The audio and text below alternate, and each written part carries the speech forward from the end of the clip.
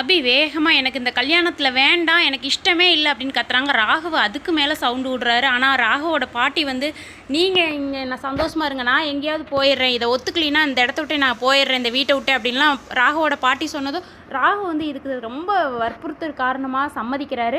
இந்த பக்கம் அபி வந்து, சரி வாமா, உனக்கு பிடிக்கலன்னா இந்த வீட்டுக்கு போயிடலாம், ஆனால் நீ சொல்கிற ஆப்ரேஷனுக்கும் உன் கூட இருப்பேன்னு மட்டும் நீ நினைக்காத, நான் இந்த உலகத்தை விட்டே போயிடுவேன் அப்படின்னு சொல்லி அபியோட அப்பா வந்து பயங்கரமாக அழுதுகிட்டு சொல்லும்போது அபி வந்து வேறு வழியே இல்லாமல் இந்த கல்யாணத்துக்கு நான் சம்மதிக்கிறேன்ப்பா, எனக்கு என் வாழ்க்கையை விட உங்கள் உயிர் தான் முக்கியம் அப்படின்னு சொல்லி அபியும் வந்து சம்மதிக்கிறாங்க. 2 பேரும் சம்மதிக்கிறாங்க, அபியும் ராகவும். ஆனால் 2 பேருமே மனசு ஒத்துழைக்காமல் சம்மதிக்கிறாங்க. அபியும் வந்து மேடைக்கு வராங்க, ராகவும் மேடைக்கு வராரு. 2 பேரும் மணமேடையில் வணக்கம் சொல்லிட்டு உட்காடுறாங்க.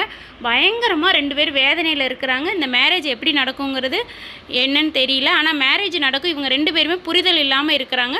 பிடிச்சிருந்தா ஒரு லைக் கொடுங்க. நீங்கள் என்ன நினைக்கிறீங்கன்னு கீழே கமெண்டில் சொல்லுங்கள்.